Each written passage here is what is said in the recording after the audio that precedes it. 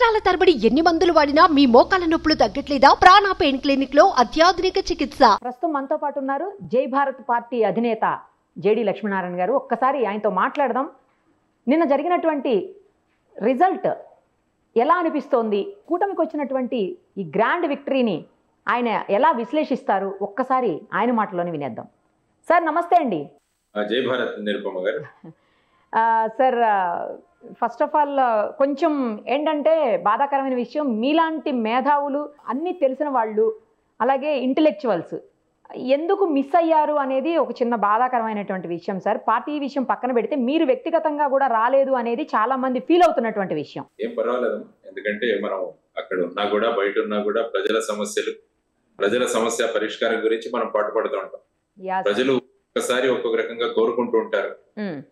తర్వాత మేము చేసే రాజకీయాలు ప్రస్తుత రాజకీయాలకి అవి అంతగా దాంట్లో సింక్ కూడా అవ్వట్లేదు. మేమంతా కూడా ఈ జీరో బడ్జెట్ పాలిటిక్స్ తో వెళ్లాల్సిన, మేము ఒక్క రూపాయి కూడా ఇక్కడ పంచే విధానాలు మా దగ్గర ఉంటాం. ఏదో గెలుపులు ఓటములు అనుకుంటున్నాం కానీ యాక్చువల్ గా ప్రజాస్వామ్య వ్యవస్థలో ఎలక్షన్ విధానం ఏ విధంగా ఉంటుందన్నది కూడా మనం అందరం ఆలోచించాల్సిన విషయం. ఒక్కొక్క ఓటుకి 2,000 రూపాయలు 3,000 రూపాయలు పంచే ప్రస్తుత పరిస్థితి నుంచి ఈ ప్రజాస్వామ్యాన్ని ఎలా బయటికి తీయాలన్న ఆలోచనలతో మేము ఎప్పుడూ ఉంటాం. కాబట్టి ఆ నియమావళిలో మేము ఒక్కొక్కసారి ఫిట్ కాకపోవచ్చు. కాబట్టి ఒక మారుతున్న పరిస్థితిలో మా ప్రయత్నాలు మేము చేస్తూనే ఉంటాం. ప్రజలు బాగుండాలి, ప్రజాస్వామ్యం బాగుండాలి, ప్రజా సమస్యలు అవి పరిష్కరించబడాలి అని ఎక్కడున్నా కూడా కోరుకునే వ్యక్తుల్లో నేను కూడా ఉన్నాను. కాబట్టి ఎక్కడ ఉన్నామన్నది పెద్ద ప్రధానమైన అంశం కాదు, మనం ఏం చేస్తున్నామన్నది ముఖ్యమైన విషయం. కానీ ఇంకొక విషయం నాకు ఏది బాగా అనిపించిందంటే సార్, జనరల్గా ఓడిపోతే అసలు మీడియా ముందుకు రావడానికి లేదా ఒక ఇంటర్వ్యూ అడిగితే మీ ఎక్స్ప్లెనేషన్ ఇవ్వండి, లేదు అంటే మీరు ఏమనుకుంటున్నారో ఎనాలిసిస్ చెప్పండి అని అడిగితే కూడా ముందుకు రావట్లేదు చాలామంది వ్యక్తులు. బట్ మీరు అలా కాకుండా అడిగిన వెంటనే ఇమ్మీడియట్గా లైవ్ కాల్లోకి అందుబాటులోకి వచ్చారు. ఇక్కడ లేకపోయినా కూడా చాలా దూరాన ఉన్నా మీరు అందుబాటులోకి వచ్చారు. First of all thank you so much sir. ఎందుకంటే మీరు అన్నట్లు గెలుపు ఓటములు సహజం, మన ఈ బ్యాటిల్లో సహజం. అది ఐపీఎల్ అయినా లేకపోతే ఇండియన్ ప్రీమియర్ లీగ్ అయినా ఇండియన్ పొలిటికల్ లీగ్ అయినా. సో దాన్ని సమానంగా తీసుకోగలిగినప్పుడే ముందుకు పోగలుగుతాం సార్. డెఫినెట్గా మీరు ఖచ్చితంగా మీరు మంచి పాలిటిక్సే చేస్తారు, చెయ్యాలి, అందులో డౌటే లేదు. ఇక ఈ 164 అనే సీట్స్ చాలా పెద్ద నెంబర్ సార్. ఇప్పటి వరకు మన చరిత్రలో అంటే తెలుగు రాష్ట్రాల చరిత్రలో ఎప్పుడు కూడా లేదు అని చెప్తా ఉన్నారు. ఇలాంటి దాన్ని ఎలా అర్థం చేసుకోవాలి? అంటే యాంటీ ఇన్కంబెన్సీ చాలా ఘోరంగా దారుణంగా ఉందా ప్రజల్లో? ఏంటి, ఎందుకని ఇంత పెద్ద విక్టరీకి రీజన్ ఏమనుకోవాలి సార్?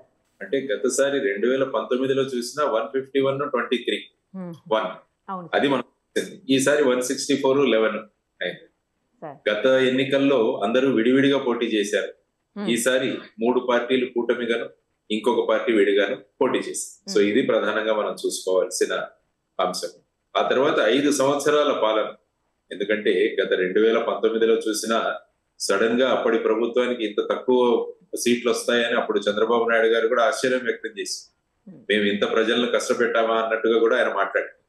అదేవిధంగా నిన్న జగన్మోహన్ రెడ్డి గారు మాట్లాడుతూ, మేము అవ్వాతాతలకు ఇచ్చాము, తర్వాత అమ్మఒడి ఇచ్చాము, ఇవన్నీ కూడా వీళ్ళందరూ ఏమైంది అన్న ఒక ఆశ్చర్యాన్ని ఆయన వ్యక్తం చేశారు. కానీ ఇప్పుడు చూడాల్సిన అంశం ఏంటంటే, ప్రజాస్వామ్యంలో ఎప్పుడు కూడా ప్రతిపక్షాల పాత్ర చాలా ప్రధానం. ఒక ప్రజాస్వామ్యం ముందుకు వెళ్ళాలంటే విధి విధానాలు, విధాన సభల్లో నిర్ణయాలు ఇవన్నీ కూడా ఏకపక్షంగా ఉంటే ఏమవుతుందో అన్నది గత 5 సంవత్సరాల్లో మనం చూసి 151 ఇచ్చి ఆ తర్వాత 4గురిని అక్కడి నుంచి తీసుకుని రాజీనామా చేసి ఇటు సైడ్ రావడము, ఇవన్నీ కూడా మనం చూసి.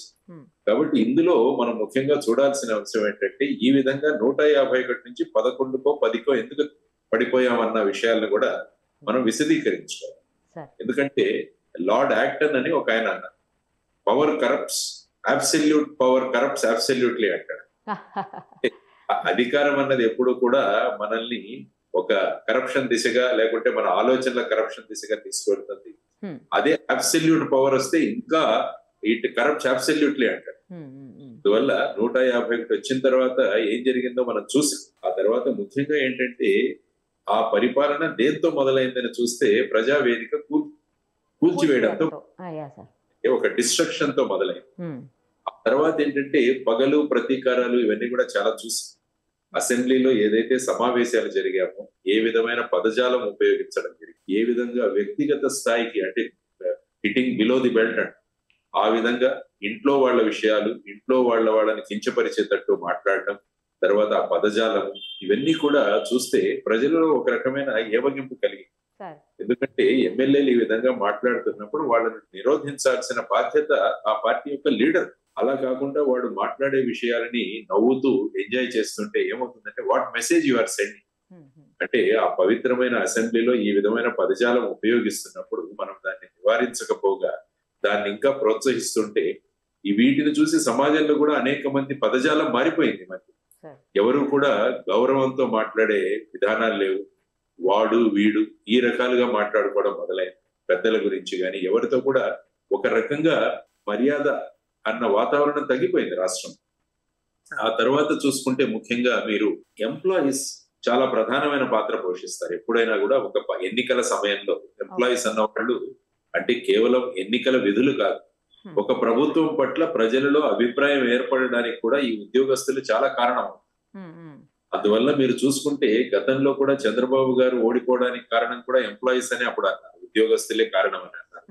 ఈసారి కూడా తీసుకుంటే ముఖ్యంగా వాళ్ళు మొదట్లో సిపిఎస్ ఓపీఎస్ గురించి వాళ్ళ ప్రధానమైన వాదన. Old pension scheme, contributory pensions. ప్రస్తుతం ఉన్న కాంట్రిబ్యూటరీ పెన్షన్ స్కీమ్ తీసేసి ఓల్డ్ పెన్షన్ స్కీమ్ తీయాలని అప్పుడు వారు పాదయాత్ర చేస్తున్నప్పుడు ఇస్తే ఆయన ఏమన్నారంటే ఇదేమన్నా ఒక వారంలో మనం పెట్టేద్దామని. ఈ 5 సంవత్సరాల్లో ఈ సిపిఎస్ ఓపీఎస్ కాకుండా వారు కొత్త విధానాన్ని తీసుకొచ్చారు. అది ఉద్యోగులు ఎవరు కూడా ఇష్టపడరు. ఆ తర్వాత ముఖ్యంగా ఎలక్షన్లు సమీపిస్తున్న దృష్టిలో ముఖ్యంగా మహిళల మీద, అంటే అంగన్వాడీ సేవికల మీద, తర్వాత వచ్చేసి ఈ మన మిగతా అంగన్వాడీ సేవికలు కావచ్చు, లేకుంటే ఆశా వర్కర్లు కావచ్చు, వీళ్ళందరి మీద ఏ విధమైన బల ప్రయోగం చేసి వాళ్ళని అరెస్ట్ చేసే వరకు వెళ్ళి. కాబట్టి వీళ్ళంతా ఏంటంటే వీళ్ళ భావనలు ప్రజల్లోకి తీసుకెళ్ళరు. కాబట్టి ఇదొక ప్రధానమైన కారణం. పార్టీ మీరు అన్నారు కదా 164 ఈ 11 ఏ విధంగా. ఆ తర్వాత వచ్చేసి ఏంటంటే ల్యాండ్ టైటిలింగ్ యాక్ట్ అన్నది కూడా ఒకటి ప్రధానమైన భూమిక పోషించింది. ఎందుకంటే నీతి ఆయోగ్ పంపించిన ల్యాండ్ టైటిలింగ్ యాక్ట్ ఏదైతే ఉందో అది దేశంలో ఒకే ఒక రాష్ట్రం ఒక చట్టం ద్వారా తీసుకొచ్చింది, అది కూడా ఆంధ్రప్రదేశ్. ఆ తర్వాత ఏంటంటే మన భూముల్లో అంతా కూడా సర్వే చేసి ఈ భూమిలో రాళ్లు పాతారు.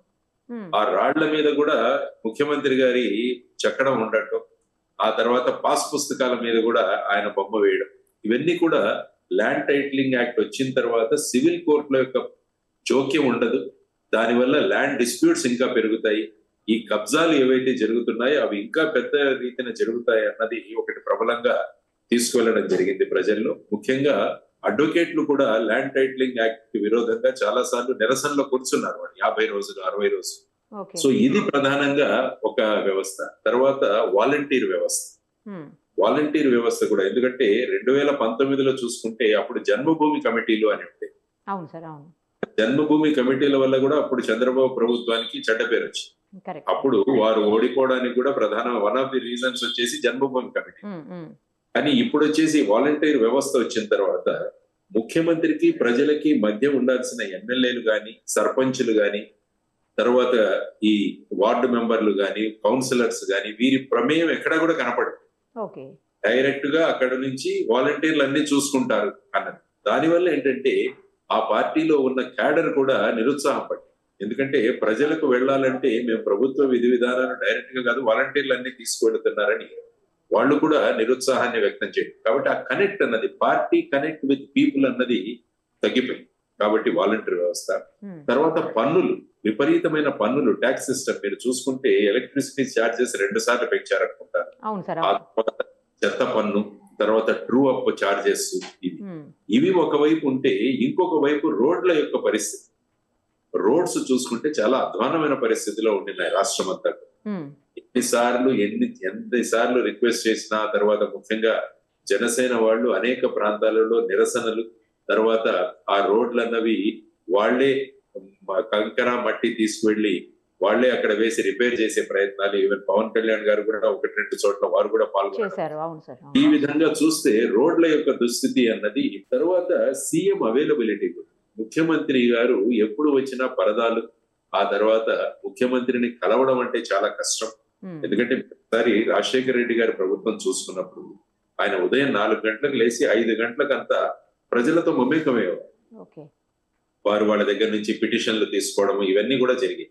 కానీ ఇక్కడ ముఖ్యమంత్రితో కలవాలంటే సర్వసాధారణ వ్యక్తికి కుదరదు. ఈవెన్ ఎమ్మెల్యేలు కూడా ఎంతమంది ఎన్నిసార్లు కలిశారో నాకు తెలియదు కానీ, కాబట్టి ఆ విధంగా ముఖ్యమంత్రి అన్న వ్యక్తి ప్రజలకు అందుబాటులో లేరు అన్న ప్రచారం కూడా చాలా జరిగింది. ఆ తర్వాత వచ్చేసి విధ్వంసం అన్నది ఒకటి చూడాలి. మీరు ఎట్లయితే ప్రజావేదిక ఉన్నదో, ఆ తర్వాత ఋషికొండలో ఏ విధంగా దాన్ని కొండను మలచి ఆ ప్రాంతంలో ఏవైతే అది సీఎం క్యాంప్ ఆఫీసో లేకుంటే ఆ రాజధాని మార్చాలన్న దీంట్లో చేసినది కూడా ముఖ్యంగా ప్రజల్లోకి వెళ్ళింది. తర్వాత వచ్చేసి ఇసుక ఏ విధంగా తీయబడింది, తర్వాత మైనింగ్ లో కూడా ఏ విధంగా విధ్వంసం జరిగింది, ఇవన్నీ కూడా ప్రజలు ప్రత్యక్షంగా చూశారు. కాబట్టి విధ్వంసం అన్నది ఒకటి. తర్వాత ఈ ప్రభుత్వం కేవలం సంక్షేమం మాత్రం చేస్తే చాలు అన్న ధోరణి వారిలో ఉండిపోయింది. ఎప్పుడు చూసినా కూడా మేము బటన్ నొక్కుతున్నాము, తర్వాత ఎన్ని డబ్బులు వేస్తున్నాము వాళ్ళ ఖాతాల్లోకి, అమ్మల తల్లుల ఖాతాల్లోకి వేస్తున్నాము డైరెక్ట్ గా అని అన్నారే తప్ప నిరుద్యోగ సమస్య అలాగే ఉండిపోయింది. తర్వాత ఎందుకంటే సంక్షేమ పథకాలు అన్నదానికి లిమిట్ ఉండదు. 3,000 ఇస్తుంటే 4,000 ఎందుకు ఇవ్వకూడదు, 5,000 ఎందుకు ఇవ్వకూడదు, ఇలాంటివన్నీ కూడా జనరల్ గా డిస్కషన్ లోకి వస్తాయి. కాబట్టి కేవలం సంక్షేమం, ఎప్పుడు కూడా సంపద సృష్టి సంక్షేమం ఈ రెండు వెళ్ళాలి, కలిసి వెళ్ళాలి. తర్వాత ఉపాధి కల్పించాలి. ఈ మూడు కనుక వెళితే అప్పుడు ప్రజల్లో ఒక అర్నింగ్ వస్తుంది, సోర్స్ ఆఫ్ రెవెన్యూ వస్తుంది, అప్పుడు ఎకానమీ బ్రహ్మాండంగా వస్తుంది. కాబట్టి ఇప్పుడు ఏంటి, ప్రతి శుక్రవారం వెళ్ళి అప్పులు తీసుకురావడం, వాటిని సంక్షేమంగా మార్చడం. సో ఈ విధంగా కూడా ప్రజల్లో విపరీతంగా చర్చ జరిగింది.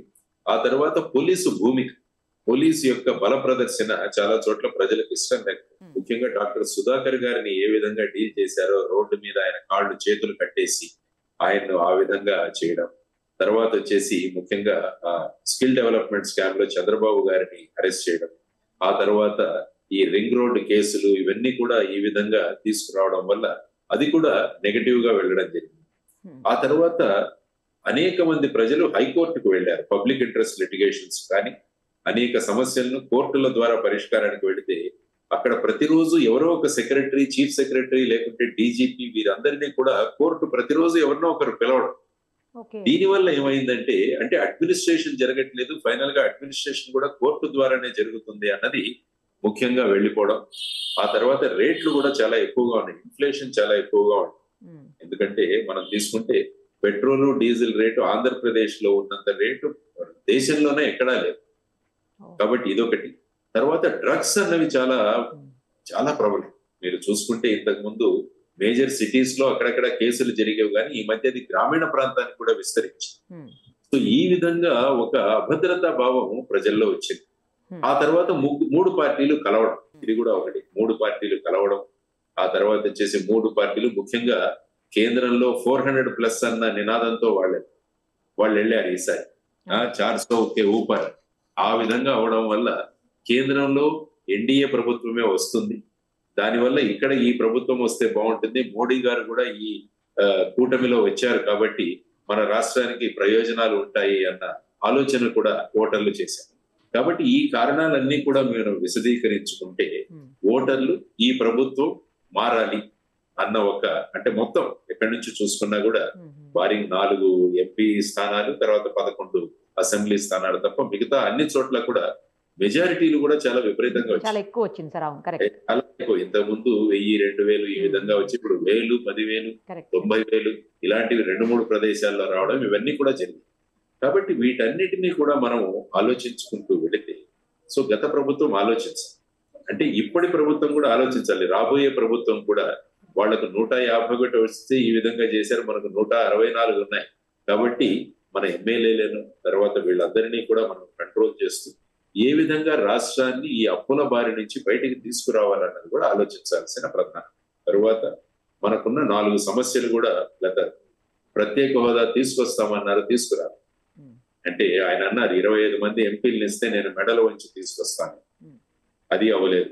తర్వాత వైజాగ్ స్టీల్ ప్లాంట్ ప్రైవేటీకరణ జరుగుతుంది, విభజన హామీలు, పోలవరం పూర్తి చేయకపోవడం, ఇవన్నీ కూడా రకరకాల కారణాల వల్ల ఏమైందంటే ఈ ప్రభుత్వం పట్ల వారు వ్యతిరేకత పెంచుకొని, సో ఆల్టర్నేటివ్ గా కూటమి వస్తే బాగుంటుందన్న దీంట్లో ఈ విధంగా ఇంత పెద్ద మెజారిటీ ఇవ్వడం జరిగింది. కాబట్టి నేను అనుకున్నప్పుడు ఈ కొన్ని కారణాలు నాకు కనపడ్డాయి. సో ఆ విధంగా ఈ అనలైజ్ చేసుకోవాలి వీటన్నిటి. ఎందుకంటే ఒక్క సంక్షేమం దాన్నే ప్రధానంగా చేశారు. ఎందుకంటే ఎమ్మెల్సీ ఎన్నికలు జరిగినప్పుడు వైఎస్ఆర్సీపీ ఓడిపోయింది. అప్పుడు ఏమన్నారంటే ప్రభుత్వ సలహాదారు, ప్రధాన సలహాదారు వారు ఏమన్నారంటే వీళ్ళు మా ఓటర్లు కారు అని. వీళ్ళు మా ఓటర్లు కారు అంటే మోస్ట్లీ అర్బన్ వాళ్ళు మా ఓటర్లు కారు, మా ఓటర్లు వేరే వాళ్ళు. అంటే ఏమవుతుందంటే మెయిన్ కాన్సన్ట్రేషన్ వచ్చేసి ఓన్లీ ఈ పథకాల మీదే మనం పెట్టుకుంటే సరిపోతుందన్న భావన ఒకటి వచ్చింది.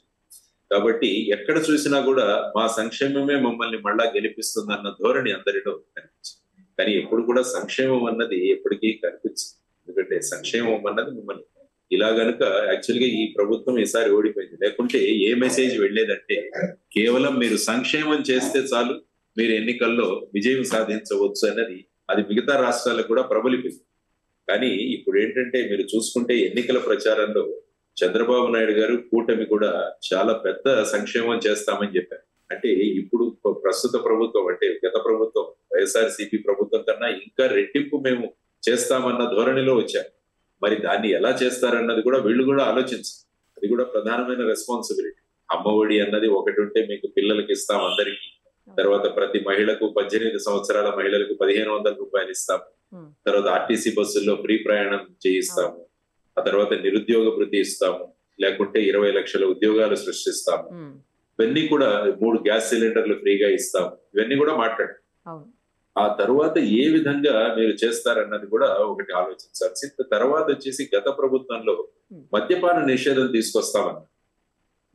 అంచెలంచెలుగా మద్యపాన నిషేధం తీసుకొస్తామని. యాక్చువల్ గా మద్యపాన నిషేధం జరగలేదు, కానీ ప్రభుత్వానికి ప్రధాన ఖజానాలో పడే డబ్బంతా కూడా ఎక్సైజ్ నుంచి రావడం మనం. తర్వాత ఈ రేట్లు కూడా విపరీతంగా పెంచేశారు.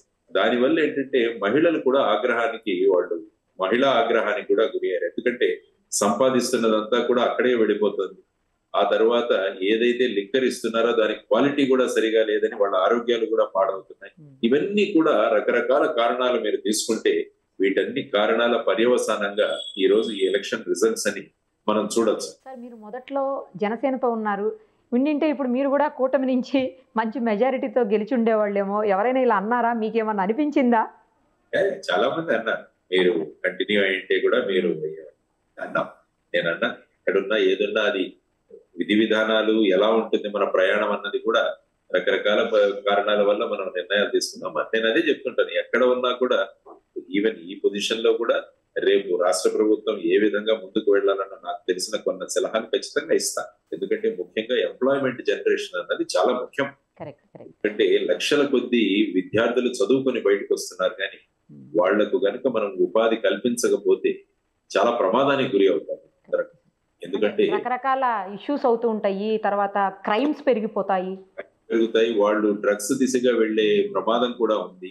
ఎందుకంటే చదువుకుని నిరుత్సాహపడిన యువతరం చాలా ప్రమాదంలో గురి అవుతారు, పెడదవ పట్టే అవకాశాలు చాలా ఉన్నాయి. కాబట్టి ఇవన్నీ కూడా మన సామాజిక బాధ్యత. It is our social responsibility. Even ఎమ్మెల్యేలు ఎంపీలు కూడా వాళ్ళు ఏంటంటే వాళ్ళ బాధ్యత పెరగాలి. చాలా మంది ఏంటంటే ఇదేదో అధికారం వచ్చేసింది మన చేతుల్లో అనుకుంటారు, కానీ వచ్చింది అధికారం కాదు, బాధ్యత పెరిగింది.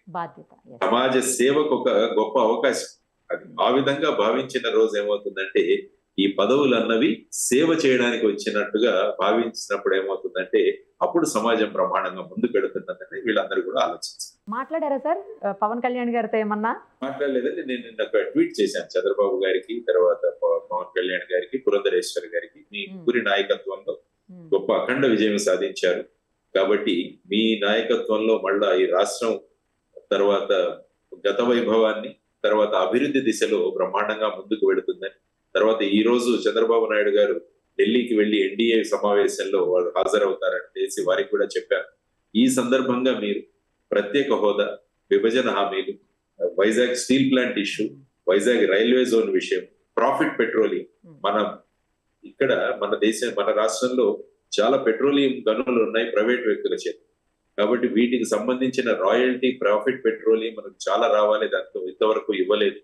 ఆ తర్వాత వచ్చేసి అమరావతికి ఏ విధంగా గుజరాత్ లో గిఫ్ట్ సిటీకి రాయితీలు ఇస్తున్నారో అటువంటి రాయితీలు మీరు అమరావతికి తీసుకురావాల్సిందిగా ఈ ఎన్డీఏ మీటింగ్ లో ఎన్డీఏ నాయకత్వంతో మీరు చర్చించండి అని చెప్పి కూడా వారికి ట్వీట్ ద్వారా తెలియజేయడం జరిగింది. ఎందుకంటే ఇది ఒక మంచి అవకాశం రాష్ట్రానికి. ఎందుకంటే అప్పుడు జగన్మోహన్ రెడ్డి గారు ఏమన్నారు, వాళ్ళంతకు వాళ్ళకే ప్రభుత్వం ఏర్పాటు చేసి అవకాశం వచ్చింది కాబట్టి మనం ఏమి మెడలు వంచలేం.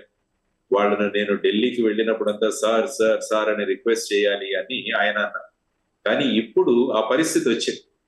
ఎందుకంటే వీళ్ళ జేడీఎస్ అంటే నితీష్ కుమార్ గారు, చంద్రబాబు నాయుడు గారి సహాయం లేకుండా అక్కడ ప్రభుత్వం ఏర్పాటు చేయడం కష్టం. కాబట్టి దీన్ని ఏదో మీరు ఇదిగా ఉపయోగించండి, కానీ రాష్ట్ర హితాలు ముఖ్యం కావాలి. ఎప్పుడు కూడా స్టేట్ షుడ్ బి ఫస్ట్. రాష్ట్ర హితం అన్నది ముఖ్యం. కాబట్టి ఇప్పుడు ఒక అద్భుతమైన అవకాశం దొరికింది. కాబట్టి వీటన్నిటిని చర్చించి ఈ విధంగా మాకు ఇవ్వండి అని అడగడానికి ఒక మంచి స్కోప్ ఉంది.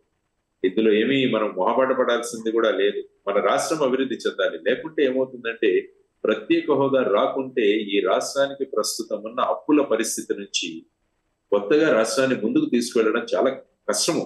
ఎందుకంటే పెట్టుబడులు రావాలి మన రాష్ట్రంలో. పెట్టుబడులు రావాలంటే రాయితీలు రావాలి. రాయితీలు కావాలంటే ప్రత్యేక హోదా కావాలి. కాబట్టి రేపు బీహార్ కూడా ప్రత్యేక హోదా కోరుకుంటుంది. మరి నితీష్ కుమార్ గారికి కూడా ఇవ్వాల్సి వస్తుంది. ఇలాంటి వాదనలు వస్తాయి. కానీ మనం పార్లమెంట్ లో చర్చించి ప్రత్యేక హోదా ఇస్తామని అన్ని పార్టీలు ఒప్పుకోరు. అది ఇవ్వలేదు. కాబట్టి ఆ విధమైన ప్రస్తావన చేస్తుంది. ఐ థింక్ ఎన్డీఏలో వీరు భాగస్వాములు అవుతారా, లేకుంటే బయట ఉండి వాళ్ళకి ఇష్యూ బేస్డ్ గా సపోర్ట్ ఇస్తారా, అది వారి నిర్ణయం తీసుకుంటారు. కానీ ఏది ఏమైనా కూడా ఇది ఒక అద్భుతమైన అవకాశం మనకి. మన రాష్ట్రానికి రావాల్సిన పోలవరం కావచ్చు, అమరావతి రాజధాని కావచ్చు, ఇవన్నీ కూడా సాధించుకోవడానికి ఇది ఒక గొప్ప అవకాశం. It is a God created గొప్ప అవకాశం అనుకోవచ్చు. దేవుడు మనకి ఇచ్చిన ఒక అద్భుతమైన అవకాశం. దాన్ని ఉపయోగించుకోవాలని కోరుకుంటున్నాను. కానీ ఒక మంచి మాట అన్నారు సార్ మీరు, ఎప్పుడు ఏది అవసరమైనా పాలసీస్కి సంబంధించిన సపోర్ట్ ఉంటుంది అని చెప్పేసి. చాలా మంచి మాట. తర్వాత సార్ ఒక్కసారి దేశవ్యాప్తంగా చూసినప్పుడు ఇంతకు ముందు కంటే కూడా ఇప్పుడు కాంగ్రెస్ బలోపేతమైంది. చాలా గట్టి పోటీని, అంటే ఇండియా కూటమి ఎన్డీఏ కూటమికి గట్టి పోటీ ఇస్తోంది అని దీన్ని ఎలా తీసుకోవచ్చు సార్? బలమైన ప్రతిపక్షం ఉండటం అనేది చాలా ఇంపార్టెంట్. చాలా ఇంపార్టెంట్. ఎందుకంటే ఇప్పుడు ప్రతిపక్ష అధికార పక్షం ఏ విధంగా ఉంటుంది అంటే ప్రతిపక్షమే వద్దు అంటుంది.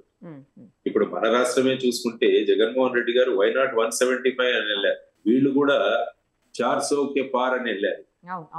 400 కన్నా పైన రావాలి. అదేమైందంటే ప్రజలలో ఏ విధమైన భయాన్ని కల్పించిందంటే మొత్తం రాజ్యాంగాన్నే వీళ్ళు మార్చాలనుకుంటున్నారు, అందుకనే 400 పైన వీళ్ళు కోరుకుంటున్నారు అన్నది ఒకటి ప్యారలల్ గా నడిచింది.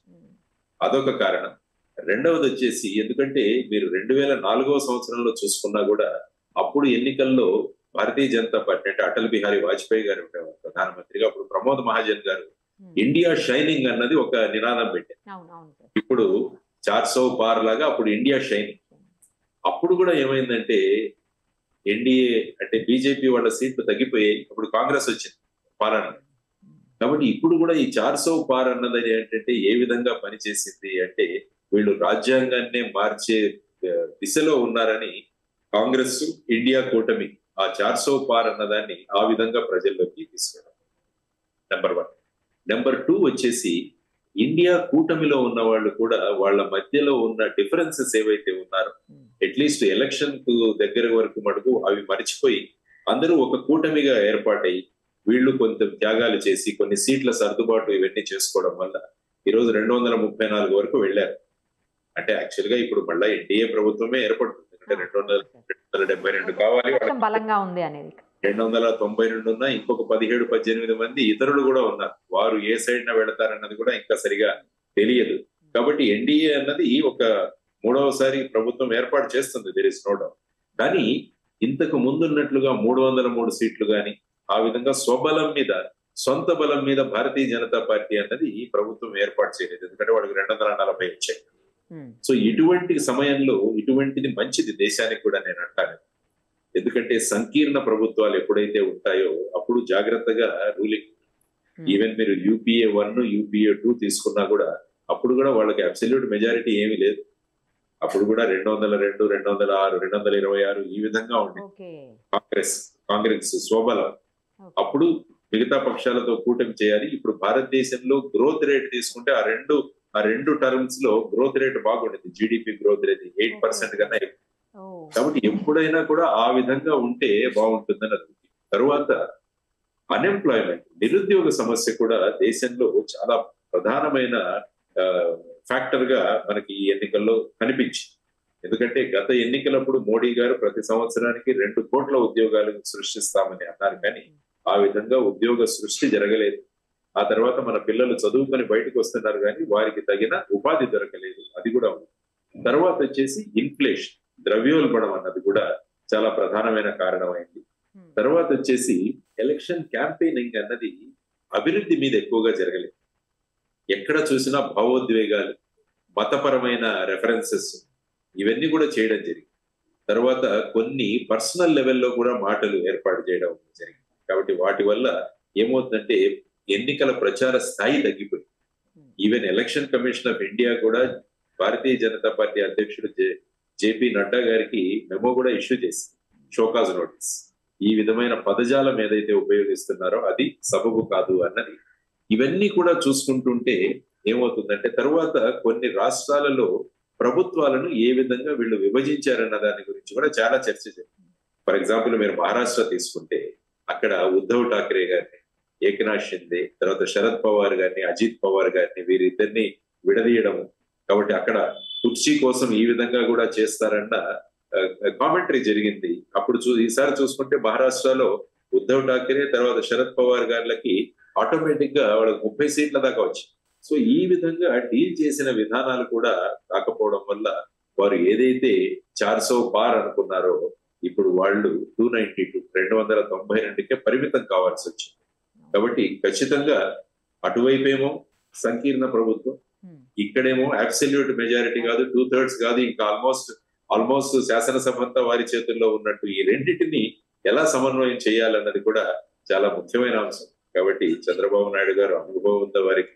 కాబట్టి ఆ అనుభవంతో ఈ రెండింటిని ఎలా వాళ్ళు సమన్వయం చేస్తారన్నది చూడాలి. ఫైనల్ గా మన రాష్ట్రం అన్నది అభివృద్ధి చెందాలి. ఆంధ్రప్రదేశ్ మళ్ళా పూర్వ వైభవం రావాలి. మనం అభివృద్ధిలో మనం దూసుకు వెళ్ళాలి. మన యువతరానికి అంతా కూడా ఉపాధి కలగాలి. ప్రజలు ఆనందంగా ఉండాలి, భయభ్రాంతులు కాకూడదు. పోలీసు యంత్రాంగం అన్నది రూల్ ఆఫ్ లా ని తీసుకురావాలి, పాటించాలి. ఒక పార్టీకి కొమ్ము కాయడం అన్నది, ఉద్యోగ అందరూ కూడా ఒక పార్టీ వర్కర్స్ గా ఎప్పుడు పనిచేయకూడదు. ఎప్పుడు కూడా న్యాయాన్ని, చట్టాన్ని ఆ ప్రకారంగా పనిచేసే విధంగా మనం కనుక గవర్నెన్స్ తీసుకురాగలిగితే అప్పుడు నిజంగా ఆంధ్రప్రదేశ్ ప్రమాణంగా ముందుకు వెళుతుందని ఆ దిశగా అందరం కలిసి పనిచేయాలి. అందుకనే నేను జగన్మోహన్ రెడ్డి గారికి కూడా కోరుతున్నది ఏంటంటే, మీకు 11 సీట్లే రావచ్చు, కానీ మీరు అసెంబ్లీకి వచ్చి మీ భూమికగా చేయాలి. ఎందుకంటే ప్రజలు మిమ్మల్ని ఎన్నుకున్నారు, మీరు తర్వాత ఇంకో 10 మందిని ఎన్నుకున్నారు. వీరి భూమిక శాసనసభలో వచ్చి వాళ్ళని నిర్వహించాలి. అంటే మాకు 11 వచ్చాయి, మేము అసెంబ్లీకి వెళ్ళాము, మేము బాయ్కాట్ చేస్తాము, ఇది కాదు. కాబట్టి ఆ విధంగా కాకుండా ఒక కన్స్ట్రక్టివ్ ధోరణిలో మనం అందరం కలిసి పనిచేసి రాష్ట్రానికి కావాల్సిన విషయాలన్నీ కూడా తీసుకొద్దామన్న భూమిక వహించాలని, అందులో మన పరిపక్వత, మన రాజనీతిజ్ఞత చూపించాలి. ఆ స్టేట్స్మన్షిప్ అన్నది చూపించాలి. పాలిటిక్స్ ఎలక్షన్స్ అయిపోయాయి, ఇంకా మనకు ప్రస్తుతం చూడాల్సింది రాష్ట్ర అభివృద్ధి అన్నది మనం ఎంచుకోవాలి. తర్వాత పగలు ప్రతీకారాలు కాకుండా ఈ రోజు కూడా చూస్తున్నాను కొన్ని ఇప్పటి వైఎస్ఆర్సీపీ ఆఫీసుల మీద, ఇళ్ల మీద కూడా రాళ్ల దాడి అని కొన్ని చూశాను. ఇవన్నీ కూడా సక్రమం కాదు ఇవన్నీ. కాబట్టి నాయకులు వాళ్ళ కాడర్లను, శ్రేణులను నిరోధించాలి. ఎన్నికలు అయిపోయాయి, ఎన్నికల్లో ప్రజలు తీర్పు ఇచ్చారు. ఇప్పుడు మనం ప్రజలు ఇచ్చిన తీర్పుని దాన్ని మనం ట్రాన్స్లేట్ చేసి వాళ్ళ అభివృద్ధి కోసం మనం కృషి చేయాలన్న ధోరణి మన రాజకీయ నాయకులు తీసుకోవాలని, అందులో ఈ సమన్వయ భూమిక, తర్వాత రాష్ట్రం కోసం ఏదైనా హితవు కోసం ఏదైనా సలహాలు, సంప్రదింపులు అయితే కూడా మేము ఎప్పుడు కూడా ముందుంటాం. జై భారత్ నేషనల్ పార్టీ రాష్ట్ర హితవు, రాష్ట్ర అభివృద్ధిని కోరుకుంటుంది ఎప్పుడని తెలియజేస్తాం. మంచి విశ్లేషణ sir. Thank you so much. నమస్తే అమ్మా, జై భారత్. Thank you. సుమన్ టీవీలో మీ పర్సనల్ అండ్ బిజినెస్ ప్రమోషన్స్ కోసం కింది నెంబర్కి కాంటాక్ట్ చేయండి.